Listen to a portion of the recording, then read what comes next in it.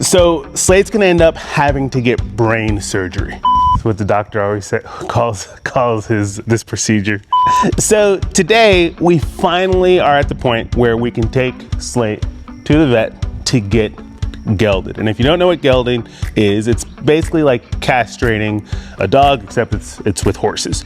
And so what that means is that Slate is an intact stallion, meaning he has all of his huevos, which means he's capable of breeding. Now, he's unusual in the fact that he doesn't act like a typical unhandled stallion. A lot of times, aged stallions, he's at least 10 years old, we're figuring here, they are crazy. They pace up and down fence lines if they haven't been handled.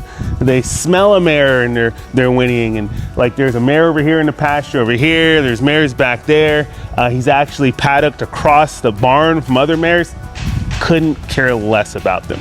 So where Slate comes into the picture, the gelding isn't going to necessarily take away some of those instinctive things that we see a lot of stallions have. But what it might help with is some of his aggressive tendencies, right? So he's come a long way even as a stallion, but you know, as far as, especially right now, I'm still very particular and careful in the way that I handle him, because you never know when those tendencies might resurface, right? And so I'm not gonna be the only person who's ever handling this horse. I wanna make sure that he's safe for anyone who's handling them, even if they're not maybe communicating with him directly the way that I have established with him. So getting him gelded is gonna be great practice. It's gonna be really, really good for him long term. And there are a lot of unwanted horses in this country. Horses that are neglected, that are not taken care of, that are starving and hungry, believe it or not. And so we don't wanna have a horse out here that's going out and breeding and producing a whole bunch of progeny.